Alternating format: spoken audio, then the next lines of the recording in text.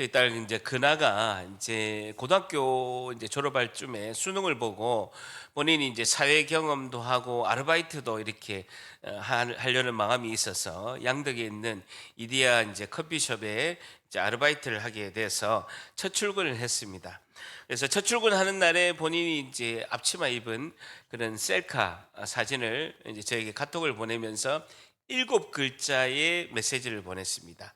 7글자의 메시지는 뭐냐면요. 돈 벌기 힘드네요. 돈 벌기 힘드네요. 7글자를 저에게 카톡을 이렇게 보내왔습니다. 자기 인생에서 첫 아르바이트인데 시급 8,000원, 뭐 8,000원이 안 되는 돈이었는데 그걸 벌기 위해서 얼마나 힘드는지를 이제 본인이 언급하면서 힘들어도 한번 아르바이트를 한번 계속 해보겠다라고 이렇게 저에게 카톡이 왔습니다. 뭐 저도 이제 직장 생활 23년을 했습니다만은 대부분이 학교를 졸업하고 얼떨결에 이제 직장을 가죠. 뭐 장사하시는 분도 있지만 얼떨결에 대부분은 학교를 졸업하고 뭐 어떻게 이제 직장을 가게 됩니다. 직장이 힘들어도 결혼을 또 하게 되고 자식을 낳게 되면 또 가족을 부양해야 되기 때문에 어쩔 수 없이 참고 직장에서 사업대에서 일하는 경우가 우리가 대부분이죠. 우리가 살아가면서 내가 하는 일이 내 적성에 딱 맞고 그다음에 내가 그걸 또 잘하는 일이고 그것이 나에게 유익하고 사회에 공헌할 수 있다면 그것이 내 평생 할 일이라면 얼마나 좋겠습니까마는 대부분이 그렇지 않고 그냥 적성에 맞지 않더라도 좀 힘들더라도 그냥 직장에서 일하는 경우가 많이 있습니다. 여러분 우리는 모두가 먼 훗날 인생을 은퇴의 길에서 인생의 나의 삶을 한번 돌아보는 그런 시기가 반드시 있습니다. 우리가 세월을 가는 세월을 잡을 수가 없잖아요. 우리가 은퇴를 하고 또 이렇게 일을 또 그만두고 내 삶의 인생을 뭐 70년, 80년 이렇게 한번 되돌아보는 그런 시기가 있을 것입니다. 그러면서 내가 그동안 뭐 7, 80년 동안 달려온 그 길이 하나님이 기뻐한 일이고 그것이 내가 원하던 길이고 내가 하고 싶었던 기쁜 일이고 그것을 끝까지 하나님이 기뻐하시는 은혜 가운데 완주를 했다면 그 사람은 정말로 하나님의 은혜를 입은 자인 줄 믿습니다. 왜냐하면요, 그렇게 내 인생을 돌아볼 때 그렇게 평가할 수 있다는 것을 정말 내가 하나님께 온전히 나아가려고 내가 열심히 일을 하려고 하더라도 우리가 그 길에서 방해가 많다는 거예요. 중도에서 방해하는 일이 너무나 많다는 거예요. 영적 전쟁도 치르게 되고 많은 유혹과 방해가 있는데도 그것을 뚫고 내가 기쁜 일, 하나님이 기뻐한 일을 내가 인생에 있어서 잘 마쳤다라고 내 삶을 평가한다면 그것은 정말 복을 받은 자이고 하나님의 은혜를 입은 자인 줄 믿습니다. 오늘 사무엘상 12장 말씀을 통해서 오늘의 질문은요. 나의 달려갈 길은 어떤 길이어야 할까요? 나의 달려갈 길은 어떤 길이어야 할까요?에 대한 교훈을 얻고자 합니다. 오늘 질문이 뭐라고요? 나의 달려갈 길은 어떤 길이어야 할까요?에 대한 교훈을 얻고자 합니다.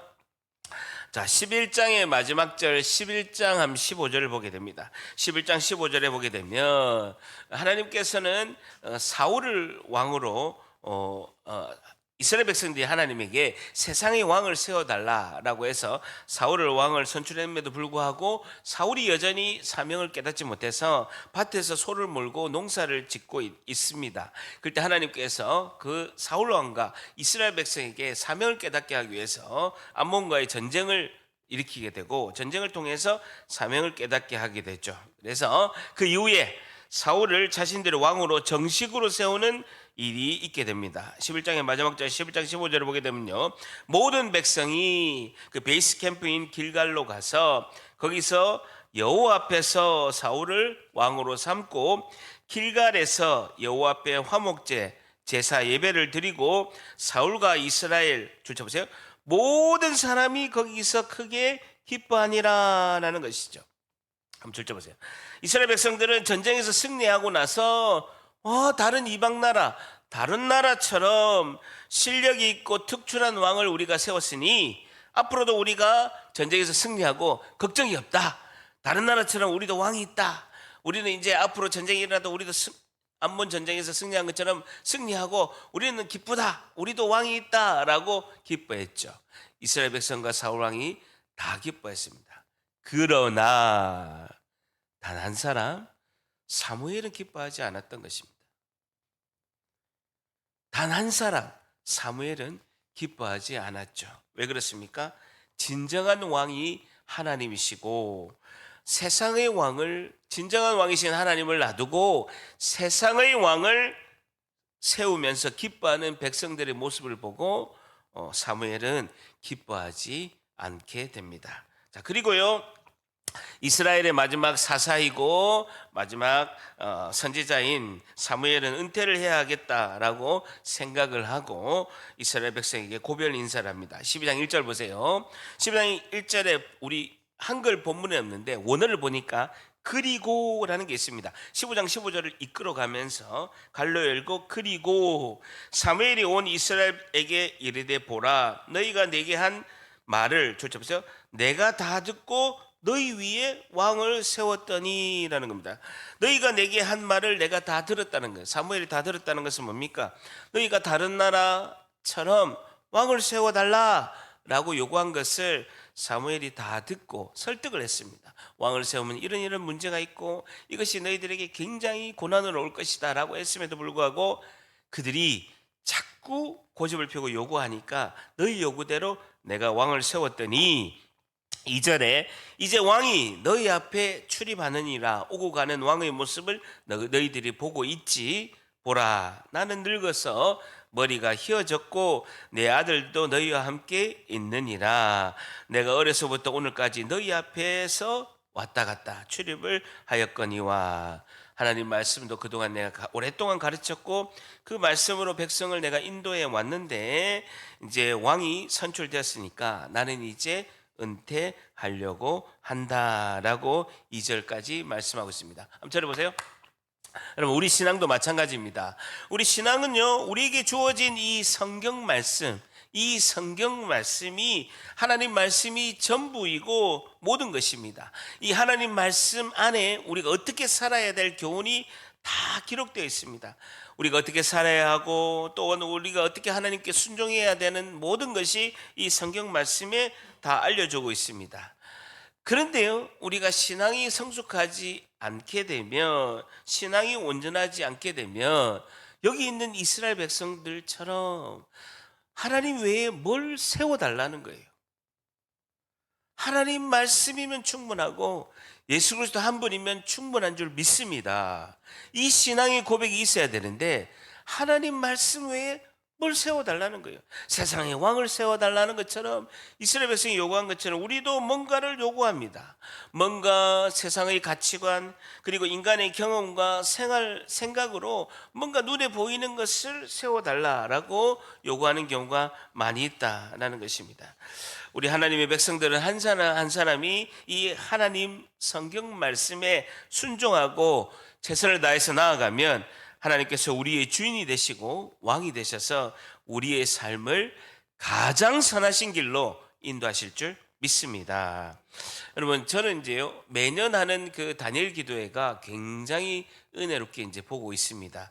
근데 이제 오래전에 2019년에 제가 인상 깊었던 이제 다니엘 기도회 내용을 보면 현승원 대표라고 있습니다. 여러분 그때 다 들었겠지만 현승원 대표가 그때 나이 35세 이런 간증의 제목을 가지고 했습니다. 순종과 믿음은 하나님의 축복입니다. 순종과 믿음은 하나님의 축복입니다. 라고 하면서 이제 다니엘 기도회 때 간증을 했습니다. 원래 현승원 대표는 꿈이 이제 목사였습니다. 그런데 본인이 이제 가르치는 은사가 있어서 온라인 영어 강사로 창업을 했습니다. 온라인 영어 강사로 현승원 대표가 창업을 했는데 8년 만에 자신의 회사 지분을 50%를 매각을 했는데 현금을 받았어요. 얼마를 받았게요? 여러분, 그러니까 자기 여동생하고 온라인 영어 강사를 가지고 온라인 플랫폼을 만들어 가지고 온라인 영어 강사를 했는데 8년이 딱 돼 가지고 자기 회사의 지분 50%를 이제 다른 회사에 이제 매각을 한 거예요. 50%를 매각을 했는데 500만 원으로 아버지한테 돈을 빌려 가지고 500만 원 가지고 이제 사업을 시작해서 8년 만에 자신의 지분 50%를 매각했어요. 현금을 받았어요. 현금을 받았는데 얼마 받았게요? 1,500억. 다 그 정도 있어요? 놀라지도 않으시네요. 8년 만에 자신의 회사의 가치가 3천억이 된 거예요. 그러면 자기가 순종과 믿음은 하나님의 축복입니다라고 간증을 하면서 이렇게 이야기를 했습니다. 자기가 500만 원 아버지한테 빌려가지고 돈이 없을 때, 그리고 아버지도 그때 수입이 없었어요. 그런데 그 한 가정에서 선교사 20가정을 후원을 했어요. 매달. 돈이 없었는데도 매달 선교사님 20가정을 이제 선교 후원을 한 거죠. 그때 자신도 돈이 없었고 자기 여동생도 없었고 그리고 아버지도 수입이 없었는데도 그 힘을 다해서 선교사님 20가정을 본인이 이제 후원을 매달 하다 보니까 하나님께서 이렇게 은혜를 주셨다라고 이렇게 간증을 했습니다. 제가 방송국에 8년 동안 근무할 때도 보게 되면요, 많은 현승원 대표처럼 많은 간증을 가진 분들이 너무나 많습니다. 내가 풍족하지 않음에도 불구하고 하나님이 하시는 선교에 헌신하고 하나님이 하시는 그 전도에 이렇게 후원을 했더니만 하나님께서 30배, 60배, 100배의 축복을 주신 것을 간증한 분을 너무나 많이 이제 보았습니다. 제 가까이 있었던 운하교회 김상진 장로님도 제 부모님 이제 소천하셨을 때 이제 제 장례식장에서 간증하는 걸 보셨지 않습니까? 정말 아무것도 없었거든요. 본인의 재산이 빌라 7,500만짜리 빌라 하나밖에 없었습니다. 근데 그분은요, 사업하는 목적이 뚜렷합니다. 나는 선교를 위해서 사업한다. 그리고 돈이 없을 때도 선교하고, 그리고 하나님께서 축복하셔가지고 많이 물질을 주니까 청지기의 삶을 살면서 온 세계에 태권도 선교하는데 그 물질을 쓰시는 거예요. 수백억의 자산가가 됐습니다. 수백억의 자산가가 됐다고요. 여러분, 우리 이분들의 제가 방송국에서 그 많은 분들도 보고 운하교회 김상진 장로님, 현승원 대표를 볼 때 공통점을 제가 본 거예요. 그 공통점이 뭐냐면요, 한결같다라는 것입니다. 내가 물질이 많아도 그 충실하고 물질이 없을 때도 늘 한결같이 하나님 나라를 위해서 수고하고 헌신했다는 겁니다. 이런 청지기의 놀라운 복을 여러분도 다 누리시기를 예수님의 이름으로 축복합니다. 자, 보세요. 자, 그러면서 자, 3절에 보게 되면요, 그 하나님께서 이렇게 순종하는 자에게 특별한 복을 주시게 되는데, 그 하나님의 말씀이 우리를 통치하면 좋겠다라는 사무엘의 마음이 있었지만 이스라엘 백성은요, 계속해서 세상의 왕을 이제 추구한 것이죠. 그래서 사무엘이 이스라엘 백성에게 이렇게 한마디를 합니다. 3절에 내가 여기 있나니, 동그랗게 보세요. 여호와 앞과 1번 여호와 앞과 그의 기름 부음을 받은 자, 그의 기름을 받은 자가 누굽니까? 사무엘을 뒤를 이어서 그 리더십 사울 왕을 말하고 있습니다. 하나님 앞과 너희들이 지도자로 세운 차세대 리더십 사울 왕 앞에서 줄쳐 보세요. 내게 대하여 증언하라. 동그랗게 보세요. 내게 대하여 증언하라라고 합니다. 내가 누구의 소를 빼앗았느냐? 1번. 2번 누구의 나귀를 빼앗았느냐? 2번 누구를 속였느냐? 3번 누구를 압제하였느냐? 4번 내 눈을 흐리게 하는 뇌물을 누구의 손에서 받았느냐? 5번 그리하였음 내가 그들을 너희에게 갚으리라 라는 것입니다. 여기서 말하는 증언하라 라는 것은요, 법적으로 고발해봐라 라는 뜻입니다. 법적으로 답변해봐라 라는 것이죠. 히브리어로 아나 라는 단어인데, 너희가 검사가 되어서 나의 죄를 한번 이야기해봐라. 5가지 예를 내가 들어 놓았으니까 이것에서 걸린 것이 있으면 다 이야기를 해봐라. 누구의 소를 빼앗았느냐? 누구의 나귀를 빼앗았느냐? 3번째 누구를 속였느냐?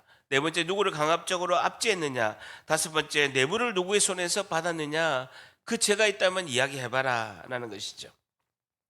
누구 앞에서 점검을 받습니까? 하나님 앞에서. 첫 번째 여호와 하나님 앞에서. 두 번째 기름 부음 받은 자 앞에서. 자신의 뒤를 이을 차세대 리더, 그 우리로 말하면 가족 앞에서 검증을 받는 것이죠. 세 번째는요, 이스라엘 백성 교회 공동체 앞에서 나의 인생을 평가받게 되는 것이다 라는 겁니다. 여러분, 저희 우리 처갓집에 조카가 있으면 셋째 처형에 조카가 있는데 고정렬이라고 있는데 뭐 직장 다니고 있는데 얘가 이제 딱 9월 달만 되면 병이 도져요.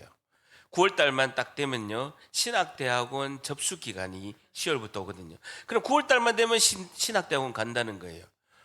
그래서 오래됐어요. 한 10년 됐어요. 9월 달 되면 신학대학원 가겠습니다. 이런 거 제가 정말 말렸습니다.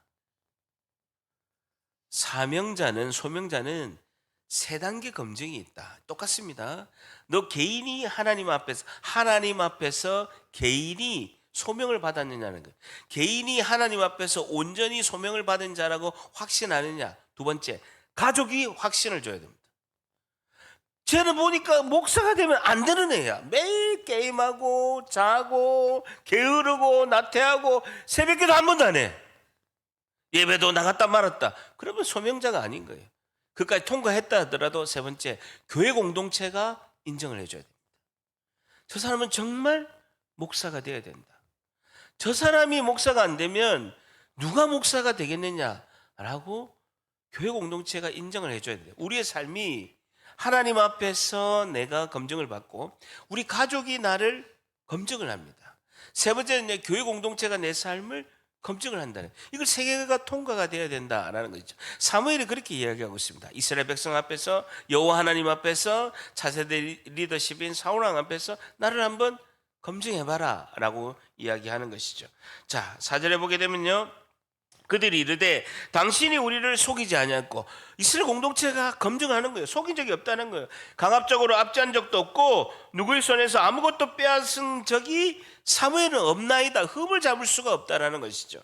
그러면서 사무엘이 백성에 이르되 너희가 내 손에서 아무것도 찾아낸 것이 없음을 여호와께서 너희에게 증언하시며 그의 기름 부음 받은 자 사울 왕도 오늘 증언하느니라 하니 그들이 이르되 그가 증언하시나이다 하니라라는 것입니다. 사무엘이 이렇게 이야기하는 이유가 있습니다. 나는 그렇게 너희들의 지도자로서 흠을 잡을 것이 없는데 왜 세상 왕을 세워달라고 이렇게 너희들이 고집을 피우느냐라고 마지막으로 이야기하는 것이죠. 이스라엘 백성들은 하나님이 왕이시고 내가 이렇게 흠이 없이 너희들에게 하나님 말씀으로 인도했는데 무엇 때문에 그렇게 세상 왕이 필요하냐라고 외치는 것이죠. 여러분, 우리가 하나님 앞에 평가를 받을 때 얼마나 큰 일을 했는가, 얼마나 규모 있는 일을 했는가, 이것으로 평가받는 것이 아닙니다. 하나님 앞에는요, 얼마나 정직했느냐, 사무엘처럼 정직했느냐, 깨끗했느냐를 평가받는다라는 것입니다. 여러분, 직장과 회사에서는요, 실적을 많이 내야 돼요. 큰 일을 해야 되는 겁니다. 그런데요, 하나님 나라는 그렇지가 않다는 거예요.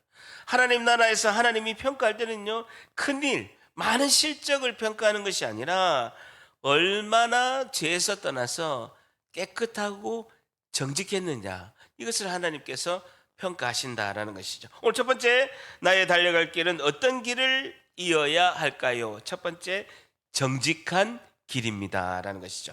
첫 번째 뭐라고요? 정직한 길입니다. 깨끗하고 정직한 길이라는 것이죠. 내가 달려갈 길은 정직한 길을 가야 된다는 거예요. 좀 손해보더라도, 내가 물질적으로 좀 손해보더라도 정직한 길을 가면 하나님께서 많은 축복의 은혜로 우리에게 부어주실 줄 믿습니다. 사무엘은 고백하는 거죠. 내가 소나 나귀를 가지거나 속이거나 압제하고 뇌물을 받은 적이 없고 깨끗하고 정직한 길을 갔다라고 당당히 밝히고 있는 것입니다. 그러면서 이스라엘 백성에게 너희들 오늘까지 구원의 은혜를 베푸신 하나님의 역사, 하나님께 그 감사함의 역사를 사무엘이 6절에서 11절까지 구원의 역사를 설명하고 있습니다. 12장 6절 같이 있습니다. 시작. 사무엘이 백성에게 이르되 모세와 아론을 세우시며 너희 조상들을 애굽 땅에서 인도해 내신 이는 여호와이시니. 주체보죠. 너희 조상들을 애굽 땅에서 인도해 내신 이는 여호와이시니라는 것이죠. 여러분, 사무엘이 지금 사울이 왕을 세워서 이스라엘 백성들이 출애굽에서 구원받은 역사는요 396년 전의 이야기입니다. 하나님께서는요 지금 400년 전의 이야기를 하는 거예요. 여러분, 사사시대 때도 하나님께서 계속 이야기하신 겁니다. 내가 너희를 애굽 땅에서 구원해낸 여호와 하나님이다. 계속 이야기하시는 거예요. 지금 400년 전에 하나님의 구원의 역사를 하나님은 400년 내내 이야기하시는 거예요. 왜 그렇습니까? 하나님은 그만큼 구원의 역사, 우리를 구원하신 그 사건을요, 너무나 크게 생각하신다는 거예요. 가장 크게 생각하시고, 가장 그것을 계속 기억하시고, 가장 하나님께서 관심이 많은 것이 구원의 사건이라는 것이죠. 여러분, 우리는 어떻습니까? 오늘 예수님을 영접해서 교회를 나가고 하나님이 나를 구원하신 역사, 하나님, 그건 제가 알겠습니다. 아니, 구원받은 건 이제 알겠고요. 하나님, 돈 주세요, 돈. 내 필요한 거 좀 달라고요. 그렇게 기도하지는 않습니까? 여러분, 우리는 감사해야 되는 거예요. 첫 번째는 하나님은 400년 동안 계속해서 강조하는 것이 나는 애굽 땅에서 너희를 구원한 여호와 하나님이다. 그걸 계속 강조하죠. 하나님의 관심은요, 구원의 역사, 거기에 계속 있는 거예요. 우리의 관심은 하나님 구원은 알았고요, 내 필요한 거 주세요. 방향이 완전히 다른 거예요. 여러분, 12장에만요 여호와 하나님이 주어로 33번 등장합니다. 그래서 하나님이 주도권을 가지고 하나님의 주권으로 모든 걸 이루셨다라고 하나님이 강조하시는 겁니다. 여호와 하나님이라는 단어가요 12장에만 33번 나온다는 것입니다.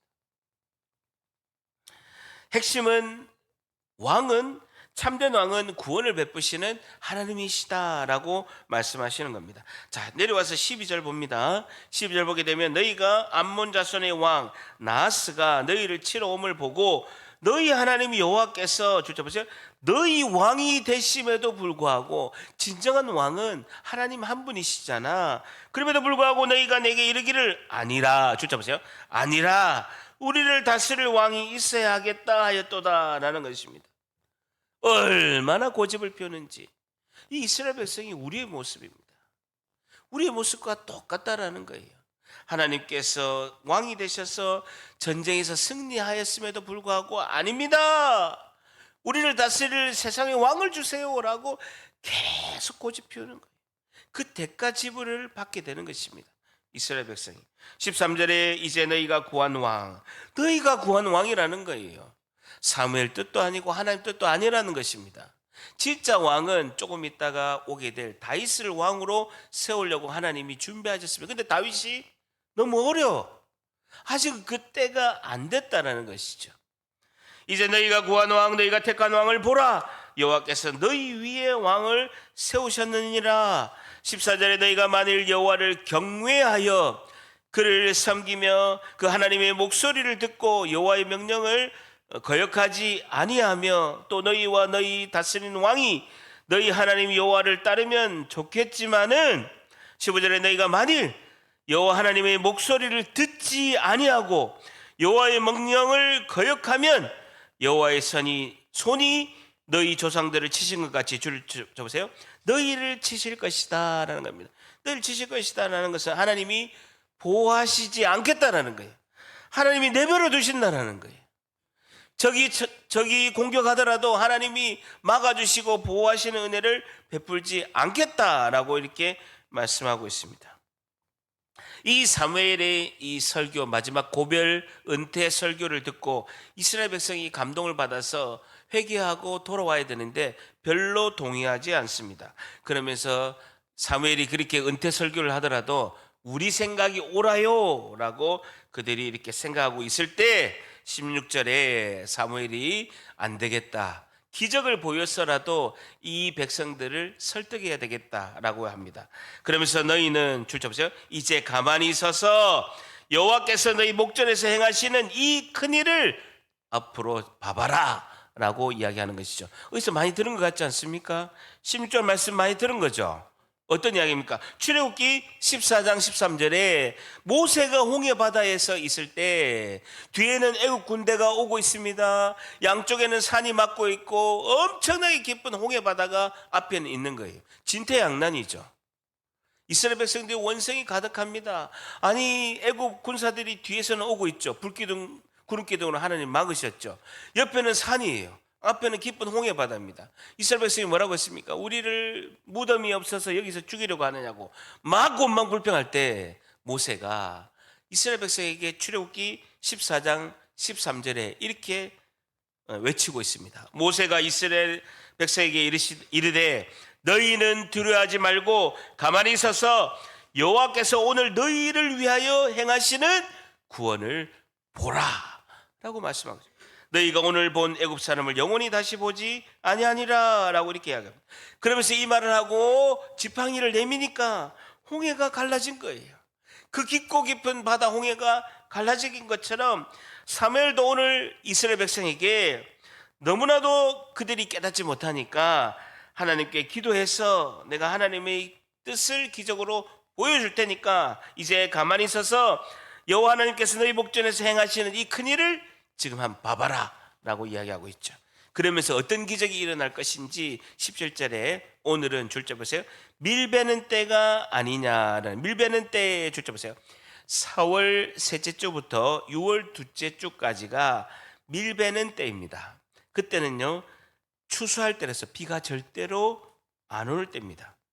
밀베는 때는 4월 셋째 주일부터 6월 둘째 주일까지 이스라엘은요 절대 비가 오지 않아요. 이스라엘은요 비가 오는 때가 딱 정해져 있습니다. 이른 비 늦은 비 딱 정해져 있고 1년 내내 비가 안 옵니다. 완전 사막과 같은 곳이에요. 하나님이 비를 내리지 않으면 농사를 지을 수가 없습니다. 이 밀베는 때가 아니냐, 비가 오면요 초자연적인 기적의 역사죠. 그런데 내가 여호와께 아레리니 줄자 보세요. 아레리니 히브리어로 카라라는 데인데 하나님을 초대하다, 하나님을 부르다, 하나님께 기도하다라는 뜻이죠. 내가 하나님께 지금 기도하고 하나님을 초대하고 하나님을 부르고 내가 기도할 테니까 여호와 하나님께서 줄자 보세요. 우레와 비를 지금 보내사라는 것이죠. 우레 히브리어로 콜이라는 뜻인데 하나님의 목소리라는 뜻입니다. 천둥 번개와 비를 보내사 너희가 왕을 구한 일, 곧 여호와의 목전에서 범한 그 왕을, 세상 왕을 구한 일, 죄악이 금을 너희에게 밝히 알게 하시리라라는 것이죠. 여러분, 하나님이 인정한 기도 용사 2명이 있습니다. 하나님께서 이렇게 말씀하고 있습니다. 예레미야서 15장 1절에 이렇게 말씀하고 있습니다. 이스라엘 백성이 너무 패악하니까 너희 모세와 사무엘이 기도하면 하나님이 안 들어주실 수가 없는 거예요. 그런데 너무 패악하니까 기도 용사 모세와 사무엘이 기도하더라도 나는 안 들어주겠다라고 예레미야 15장 1절에 말씀하고 있습니다. 그 정도로 하나님께서 기도의 용사라고 인정한 성경인물 딱 2명, 모세와 사무엘이 있습니다. 그 사무엘이 지금 하나님 앞에서 기적을 행해 달라고 기도하고 있는 것이죠. 그럴 때 18절에 보게 되면 이에 사무엘이 여호와께 아레메 히브리어로 가라 부르고 초대하고 기도하매 여호와께서 그날에 줄자 보세요. 우레와 비를 보내시니 모든 백성이 여호와 사무엘을 크게 두려워하니라. 줄자 보세요. 여호와 사무엘을 크게 두려워하느라라는 것이죠. 이제서야 그 하나님이 행하신 기적을 보고 두려워한 것이죠. 그러면서 이들이 하나님께 기도해서 사무엘에게 하나님께 기도해서 우리 죽지 않게 해달라라고 부탁을 합니다. 19절 보세요. 모든 백성이 사무엘에게 이르되 당신의 종들을 위하여 당신의 하나님 여호와께 기도해 주세요. 우리가 죽지 않게 하소서. 천둥이 치고 비가 내리니까요 엄청 두려운 거예요. 하늘에 천둥이 치고 비가 내리니까 두려운 것이죠. 그러면서 줄자 보세요. 우리가 우리의 모든 죄의 왕을 구하는 악을 더하였나이다 라는 것입니다. 이제 드디어 자신의 죄들을 깨닫게 되고 자신들이 죽지 않도록 사무엘에게 기도해달라라고 부탁의 요청을 하는 것입니다. 사무엘은 이 부탁을 받고 그들에게 약속을 합니다. 20절 사무엘이 백성에게 이르되 줄자 보세요. 두려워하지 말라. 첫 번째는 두려워하지 마라. 라고 이렇게 이야기하고, 두 번째, 너희가 과연 모든 악을 행하였으나 여호와를 따르는 데에서 돌아서지 않고, 주제 보세요, 오직 너희의 마음을 다하여 여호와 하나님을 섬기라 라고 이야기하고 있습니다. 두려워하지 말고 하나님을 마음을 다하여 섬겨라 라고 하면서, 그러면서 21절에 돌아서서 유익하게도 못하며 구원하지도 못하는 헛된 것을 따르지 말라. 그것들은 다 헛된 것이다. 그리하면 22절에 여호와께서 너희를 자기 백성으로 삼으신 것을 기뻐하셨으므로, 여호와께서는 주저 보세요, 그의 크신 이름을 위해서라도, 이름 동그라미 쳐보세요. 여러분, 이름을 뭘 이야기하고 있습니까? 하나님의 인격을 말하고 있습니다. 하나님의 이름에 하나님의 인격이 걸려 있는 거예요. 여러분, 복음 중에 복음 아닙니까? 그 크신 이름, 하나님의 이름을 위해서라도 주저 보세요, 자기 백성을 버리지 아니하실 것이다 라고 말씀하고 있습니다. 여러분, 하나님의 이름 때문에 그 자격 없는 죄 많은 우리가 구원의 은혜를 받은 줄 믿습니다. 하나님의 이름에 우리의 모든 것이 걸려있는 거예요. 하나님의 이름의 그 인격 때문에 우리 자격 없는 죄 많은 죄인인 우리를 하나님이 구원하셨다라는 것입니다. 자, 그러면서 너무나 중요한 말씀 23절, 우리 잘 아는 말씀 23절 같이 있습니다. 시작. 나는 너희를 위하여 기도하기를 쉬는 죄를 여호와 앞에 결단코 범하지 아니하고 선하신 어려운 길을 너희에게 가르칠 것인즉. 그럼 그러면서 맞죠?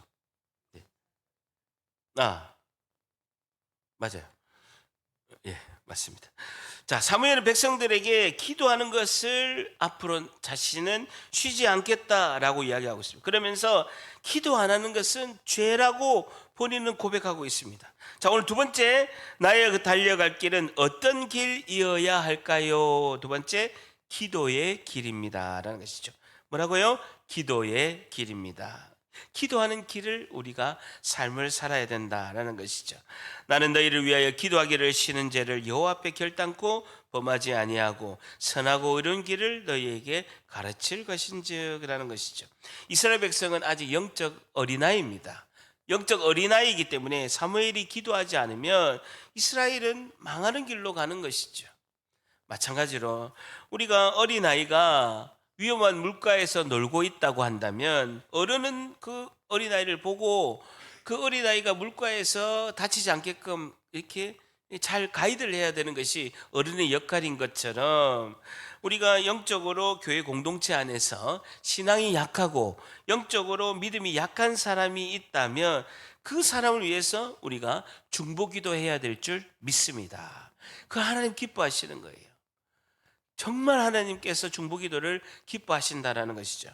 그래서 영원히 그 믿음이 잘 자라도록 셀에서도 잘 돌보고 찾아가서 우리가 기도해주고 함께 기도하는 것이 너무나 중요하고, 새벽에 나와서 우리 생각을 내서 교회 공동체에 있는 식구들을 위해서 기도하는 것이 하나님 너무나 기뻐하신다라는 것이죠.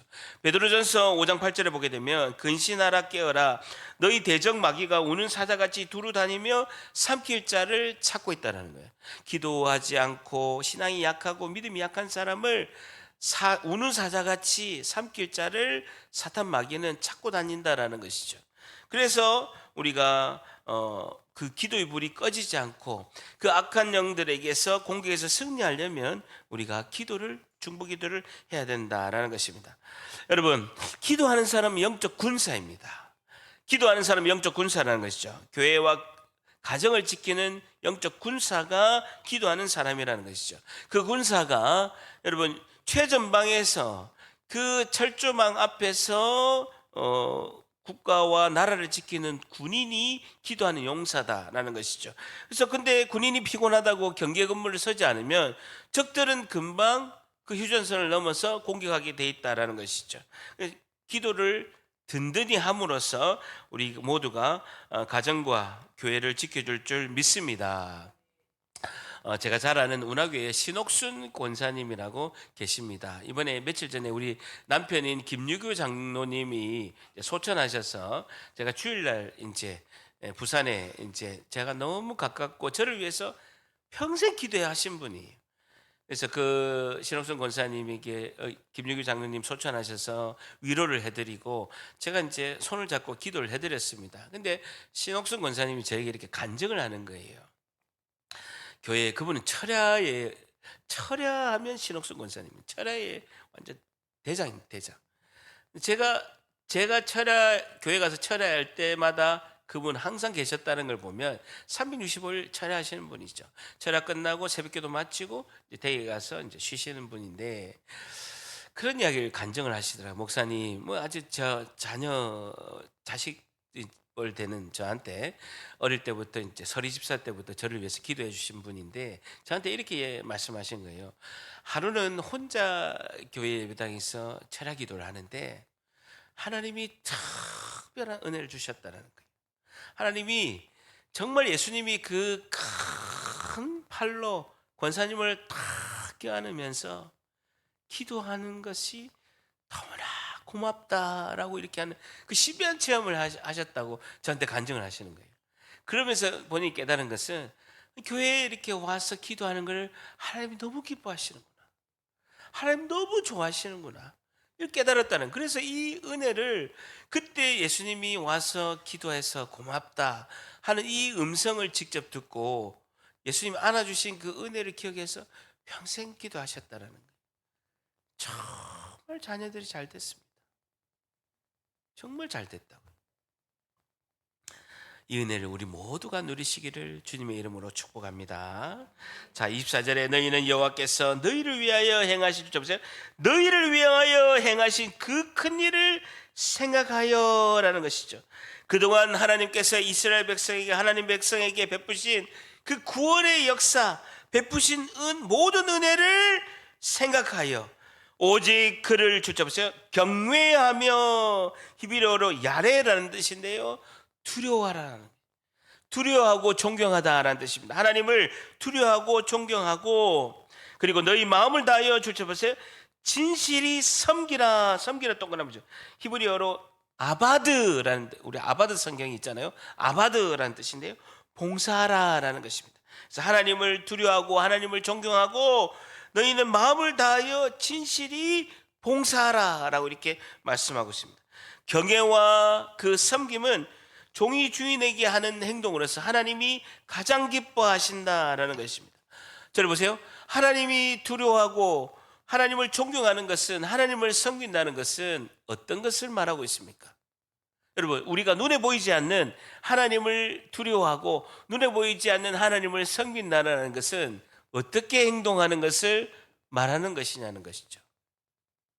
눈에 보이지 않는 하나님을 섬긴다는 것은 눈에 보이는 힘들고 어려운 이웃을 위해서 기도하고 교회 식구들을 위해서 섬기는 것이 하나님께서는 나를 섬기고 나를 경외하는 것으로 내가 가치 평가하겠다라고 하나님이 인정하신 줄 믿습니다. 예수님께서 마태복음 25장 40절에 이렇게 직접 말씀하셨습니다. 임금이 대답하여 이르시되 내가 진실로 너희에게 이르노니 너희가 여기 너희 형제 중에, 내 형제 중에 지극히 작은 자 하나에게 한 것이 곧 누구에게 한 것이다? 내게 한 것이다 라고 예수님이 직접 말씀하신 것이죠. 그러면서 요한복음 13장 34절에도 예수님이 직접 이렇게 말씀하셨습니다. 새 계명을 너희에게 주노니 서로 사랑하라. 내가 너희를 사랑한 것 같이 너희도 사랑하라 라고 이렇게 말씀하고 있습니다. 그러니까 지극히 작은 자에게 한 것이 예수님에게 한 것이고 하나님에게 한 것이다 라고 말씀하고 있는 것이죠. 오늘 마지막, 나의 달려갈 길은 어떤 길이어야 할까요? 마지막 세 번째, 섬김의 길입니다 라는 것이죠. 섬김의 길입니다 라는 것입니다. 마지막 세 번째 뭐라고요? 섬김의 길입니다. 첫 번째는 정직한 길입니다. 두 번째는 기도의 길입니다. 세 번째 마지막은요, 섬김의 길입니다 라는 것이죠. 우리가 연말이 되면 서리 집사 이렇게 하면서 이제 봉사 섬김의 어떤 이렇게 각오를 가지고 질문지에다가 우리가 이렇게 체크를 하죠. 그래서 섬김 봉사 신청서도 내고 이렇게 한 가지 이상을 봉사하겠습니다라고 이렇게 하나님 앞에서 이렇게 약속을 하죠. 여러분, 우리가 주일날 이렇게 예배 와서 이렇게 주일날 예배 드린 것도 너무나 하나님께 은혜이고 감사하지만, 여러분, 우리가 그런다 주일날 예배 딱 한 번만 드린다고 신앙이 잘 자라지가 않습니다. 봉사와 섬김을 하는 것은요, 내가 다른 사람을 섬기고 도움을 주는 거지만 결국은 내가 자라고 내 신앙이 자라는 것을 경험하게 된다라는 것이죠. 섬김의 현장에서 하나님의 사랑을 경험하고 하나님의 그 놀라우신 은혜를 경험하게 되면서, 그러면서 내가 영적으로 사는 것이다라는 겁니다. 저는 평신도 때요, 주일날 6개 봉사했습니다. 6개. 여러분 놀라지도 않으시네요. 다 6개 하십니까? 6개 제가 그 초신자 때부터 6개를 한 거예요. 교회 가자마자 3개, 4개, 한 1년 6개월 되니까 6개 하고 있더라고요. 셀리드 하고 있고, 재정집사 1년에 한 13억 되는 재정을 관리하는 재정집사, 그 다음에 초등부 교사를 했거든요.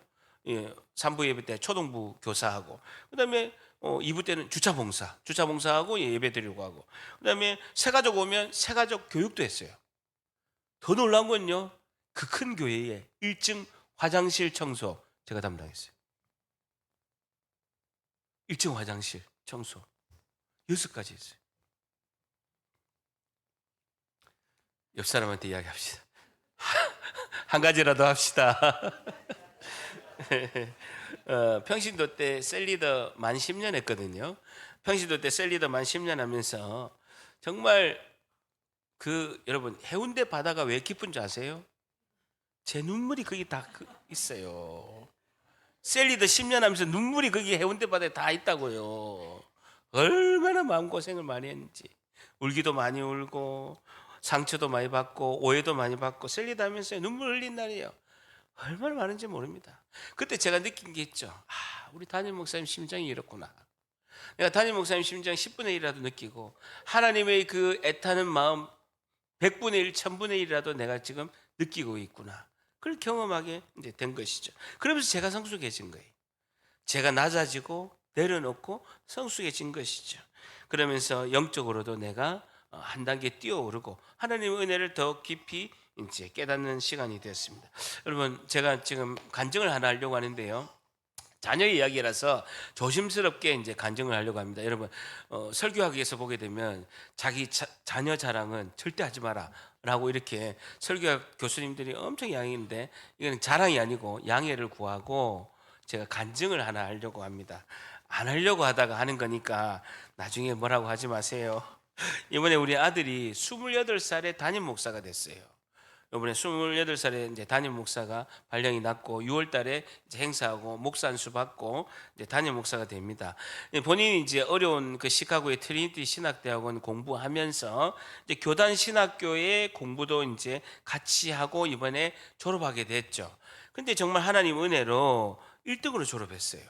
수석으로 졸업을 한 거예요. 그래서 임직시 때 영국에 있는 구세군 총재님이 오시고 그 큰 호텔, 하얏트 호텔 전체를 빌려가지고 수천 명이 있는 데서 행사를 하는데 우리 아들이 수석 졸업을 해서 스피치를 하게 된 겁니다. 대단한 영광이죠. 그리고 신임 목사는 절대로 갈 수 없는 시카고의 한남동, 시카고의 청담동이 있어요. 정말 부자들이 살고 재정적으로 빚 하나도 없고 탄탄하고 교회 건물도 크고 사택도 80평에 잔디가 있고 차도 2대야. 20년 이상 해야 담임 목사 갈 수 있어요. 근데 목사 안수 받고 한 달도 안 된 아이가, 한 달이 뭐야, 그 다음 주에 바로 담임 목사로 가는 거예요. 제가 너무 감사해가지고 지난주에 발령이 나서 정말 28살에 담임 목사, 저는 48살에 담임 목사가 됐어요.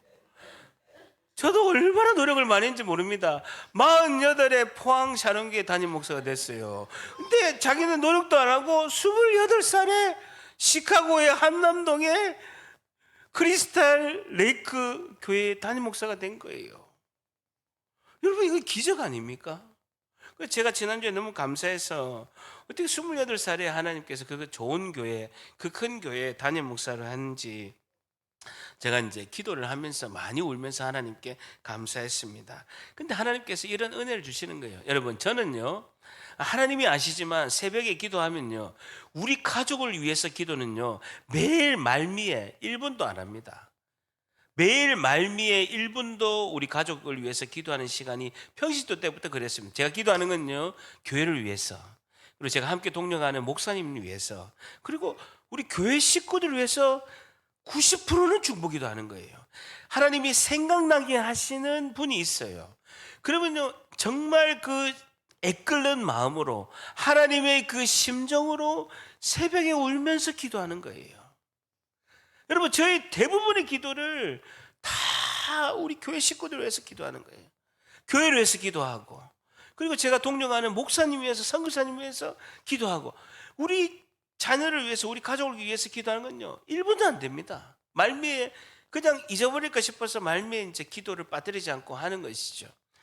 정말 마태복음 6장 33절에 보게 되면 우리가 잘 아는 말씀이죠. 그런즉 너희는 먼저 그의 나라와 그의 의를 구하라. 그리하면 이 모든 것을 너희에게 더하시리라. 더하신다는 것입니다. 여러분, 우리 교회는 특별한 복이 있어요. 아니, 복이 있다고요. 제가 아무리 이야기해도, 사무엘이 이야기해도 백성들이 안 믿잖아요. 사무엘이 뭐라고 했습니까? 하나님, 비가 절대 내리지 않아. 우레와 비를 내려주시옵소서. 이스라엘 백성들이 믿을 수 있도록 기적을 베풀어 주시옵소서. 우리 교회는 특별한 복이 있다고요. 여러분, 모두가 그 은혜의 복을 누리시기를 예수님의 이름으로 축복합니다. 다 누리실 수 있어요. 여러분, 저 같은 사람도 누리는 거예요. 여러분, 담임 목사 대단한 것 같아도요, 여러분 중에서 최고로 악한 사람보다도 더 자격 없는 자입니다. 그런 자도 하나님께서 목회자로 쓰시잖아요. 그 전능하신 하나님의 손길이 우리의 삶을 변화되고 우리를 귀한 청지기로 쓰실 줄 믿습니다. 하나님께서 물질의 은혜도 주시고요, 자녀의 축복도 주실 줄 믿습니다. 다 누리실 수 있어요. 하나님 말씀에 순종하고 하나님 감동 주시면 우리가 기도의 용사로, 섬김의 용사로 나아갈 때 하나님께서 큰 은혜로 부어주실 줄 믿습니다.